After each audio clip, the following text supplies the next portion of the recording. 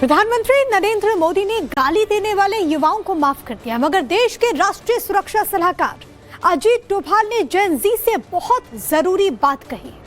डोभाल ने नई पीढ़ी को लंबे संघर्ष के बाद मिली आजादी का सम्मान करने और उसका सही मतलब समझने की सलाह दी। डोभाल का ये बयान उस वक्त आया जब उन्हें पुरस्कार से सम्मानित किया गया। आखिर क्यों अजीत डोभाल को सम्मान समारोह वाले मंच से राष्ट्रहित, अनुशासन और त्याग की भावना का जिक्र करना पड़ा? ये रिपोर्ट हर किसी को जरूर देखनी चाहिए।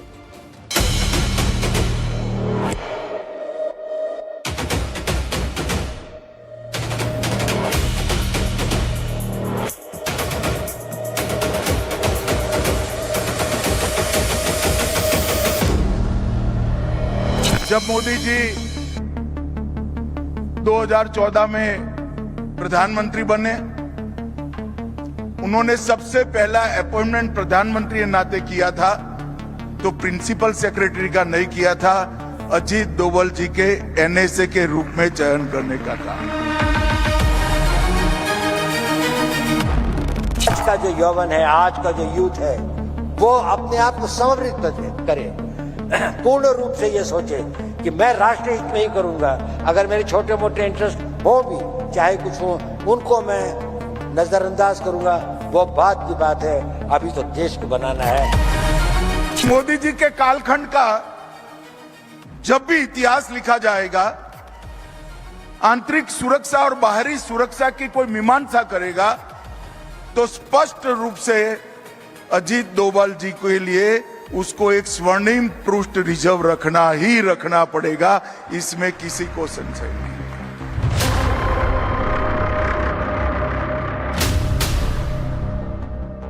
विश्वा सदा लहू में संचार मांगता हूँ, तूफान मांगता हूँ, विस्फोट मांगता हूँ, चढ़ती जवानियों का श्रृंगार मांगता हूँ।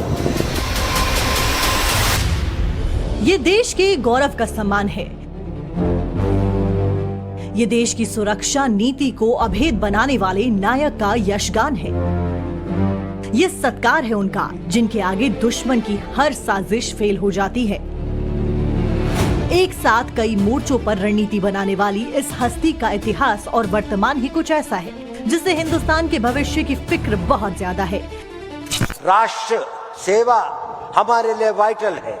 अगर राष्ट्र को शक्तिशाली बनाना हमारे लिए वाइटल है, तो उसके सामने सारी इच्छाएं जो हैं वो गौण हो जाती हैं। एसेंशियल और डिजायरेबल वो होती हैं, वो गलत नहीं होती। शायद उसका कुछ लेजिटिमेट वो भी हो, परंतु क्योंकि वह नेशनल इंटरेस्ट के आड़े आती हैं, तो हम उस किसी राह में नहीं जाएंगे जो कि हमारे राष्ट्र को नुकसान पहुंचाता है। चाहे मेरा उसमें निजी फायदा हो, चाहे उसमें मेरे वर्ग का, मेरी गांव का, मेरे जाति का कुछ भी हो, लेकिन अगर वो राष्ट्र हित में नहीं है तो वो मेरे हित में। तस्वीर महाराष्ट्र के पुणे की है। मौका था स्वतंत्रता सेनानी लोकमान्य बाल गंगाधर तिलक की 106वीं पुण्यतिथि को मनाने का। इस अवसर की गरिमा उस वक्त बढ़ गई जब एनएसए अजीत डोभाल को राष्ट्रीय सुरक्षा के मोर्चे पर उनके रणनीतिक फैसलों और आतंकवाद विरोधी अभियानों के लिए लोकमान्य तिलक पुरस्कार से नवाजा गया। साल 1983 में शुरू किए गए इस पुरस्कार को पहली बार समाजवादी नेता MS जोशी को दिया गया। इसके बाद में प्रधानमंत्री नरेंद्र मोदी, पूर्व प्रधानमंत्री अटल बिहारी वाजपेयी, मनमोहन सिंह, सोनिया गांधी, पूर्व राष्ट्रपति प्रणब मुखर्जी और शरद पवार जैसे राजनीतिक हस्ती भी इस पुरस्कार से सम्मानित किए गए। मगर इस बार नई लकीर खींची गई। राजनीति से इतर पर्दे के पीछे काम करने वाले अजीत डोभाल को गंगाधर तिलक पुरस्कार देने का ऐलान किया गया। सोचिए, एनएसए अजीत डोभाल को सम्मानित करने के लिए देश के गृह मंत्री अमित शाह को बतौर मेहमान बुलाया गया और फिर अजीत डोभाल के बारे में शाह ने जो बात कही, उस पर हर नागरिक को गौर करना चाहिए। आज भारत की विदेश नीति रीढ़ की हड्डी वाली विदेश नीति बनी है, इसमें कोई डिनाई नहीं कर सकता। हमने सम्मान के साथ दुनिया में हमारा स्थान मजबूत किया है और मोदी सरकार ने ये जो अचीव किया है, उसमें भी अजीत डोभाल जी का बहुत बड़ा योगदान है। हमारी सेना की सुरक्षा क्षमता और आक्रामक क्षमता को आमूल चूर परिवर्तित करने का काम ये 12 साल में नरेंद्र मोदी जी ने किया है और इसमें डोभाल साहब का बहुत बड़ा योगदान है। तो यही है अजित डोभाल के इस तिलक की असल वजह। वैसे देश के सबसे लंबे समय तक राष्ट्रीय सुरक्षा सलाहकार रहने का तमगा हासिल करने वाले अजित डोभाल की जिंदगी के कई और भी ज्यादा किस्से हैं, जिसका सिरा 1972 से शुरू होता है। डोभाल ने 80 के दशक में पूर्वोत्तर राज्यों में अशांति दूर कराने में अहम भूमिका निभाई। 1984 के ऑपरेशन ब्लू स्टार में अजित डोभाल आतंकियों पर जीत के नायक बने थे। 7 साल तक जासूस बनकर पाकिस्तान में रहे और कई अहम जानकारियां भारत पहुंचाई। नॉर्थ ईस्ट, जम्मू कश्मीर और पंजाब में 33 सालों तक खुफिया जासूस के तौर पर रहे और फिर मोदी सरकार के दौरान 2016 में सर्जिकल स्ट्राइक के पीछे डोभाल का दिमाग ही बताया जाता है। चीन के साथ में डोकलाम गतिरोध को डोभाल ने ही कूटनीति के जरिए सुलझाया। सीमा पार से आतंकवाद पर लगाम लगाने और कई बड़े फैसलों की पृष्ठभूमि तैयार करने में डोभाल की सक्रियता काफी ज्यादा रही है और भी ऐसे कई सारे खतरनाक काम किए गए हैं डोभाल के द्वारा, जिसके चलते डोभाल को हिंदुस्तान का जेम्स बॉन्ड भी कहा जाता है। गुजरात में गृह मंत्री था, तब से अजीत डोभाल जी को जानता हूं। हमारे यहाँ एक सीरियल बॉम्ब ब्लास्ट हुआ था, मेरा अजीत जी से कोई परिचय नहीं था। मुझे नरेंद्र मोदी जी ने उस वक्त गुजरात के मुख्यमंत्री थे, उन्होंने कहा था कि सिर्फ ये बॉम्ब ब्लास्ट नहीं, बॉम्ब ब्लास्ट के पीछे जो लोग हैं और देश भर में जितने बॉम्ब ब्लास्ट हुए हैं उसकी जांच गुजरात पुलिस ने करनी चाहिए और आप अजीत डोभाल जी को बुलाइए और उनके साथ आपके अफसरों के साथ बैठकर चर्चा करिए। मुझे याद है मेरे घर पर अजीत जी आए थे, दोपहर का वक्त था और उन्होंने जो टिप्स दी थी इसका परिणाम ये था कि न केवल अहमदाबाद बॉम्ब ब्लास्ट, देश भर के 13 बॉम्ब ब्लास्ट एक साथ गुजरात पुलिस ने रिजॉल्व किए थे। ये बहुत बड़ी उपलब्धि। अमित शाह ने डोभाल से पहली मुलाकात का किस्सा बताया, मगर इसके पीछे उनकी जो तपस्या और संघर्ष रहा उसे बहुत कम लोग जानते हैं। राष्ट्र सर्वोपरि का सिद्धांत डोभाल के जीवन का सूत्र है। देश की सुरक्षा और मजबूती उनका सबसे बड़ा लक्ष्य है। हालांकि इसके लिए अनुशासन का पाठ भी बहुत ज्यादा जरूरी माना जाता है।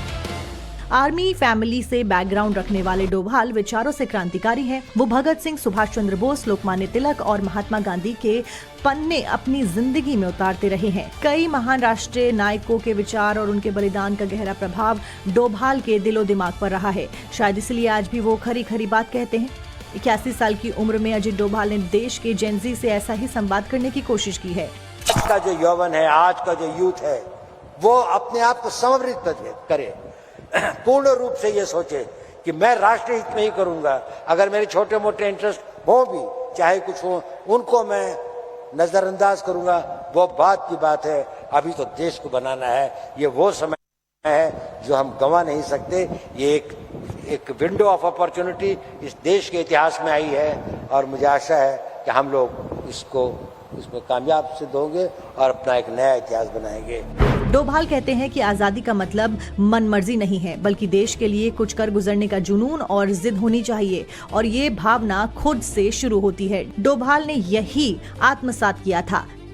23 साल की उम्र में IPS अधिकारी बने। 27 की दहलीज पर पहुंचते ही IB में जुड़ गए। मल्टी एजेंसी सेंटर और जॉइंट इंटेलिजेंस टास्क फोर्स के चीफ भी वो रह चुके हैं। इस दरमियान कई गुप्त अभियानों और आतंकवाद विरोधी कार्यों में असाधारण योगदान के लिए डोभाल को देश के शांति काल के दूसरे सबसे बड़े वीरता पुरस्कार कीर्ति चक्र से सम्मानित किया गया। 2014 में देश के राष्ट्रीय सुरक्षा सलाहकार वो बने। उसके बाद से ही उन्होंने कई ऐसी रणनीतियां बनाई जिसे भविष्य में लिखा और पढ़ा जाएगा, क्योंकि डोभाल आज भी देश हित के बारे में ही सोचते हैं। दुश्मन वैसी समझ कई सालों तक विकसित नहीं कर पाता। भारत अभी वहां नहीं पहुंचा है जहां उसे होना चाहिए। ऐसा लगता है कि शायद हम स्वतंत्र हैं तो हमारे ऊपर सारी जिम्मेदारियां खत्म हो गई हैं।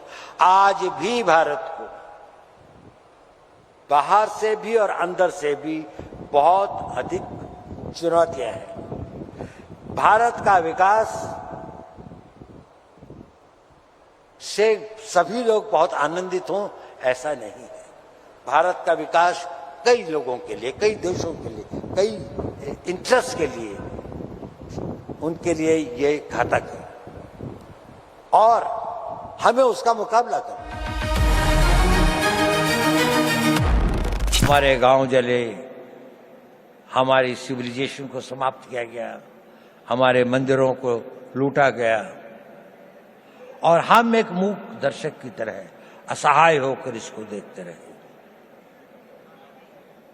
ये इतिहास हमें एक चुनौती देता है कि ये उस भारत का आज हर युवक के अंदर वो आग होनी चाहिए कि मैं, प्रतिशोध शब्द अच्छा तो नहीं है, लेकिन प्रतिशोध भी अपने में एक बड़ी भारी शक्ति होती है।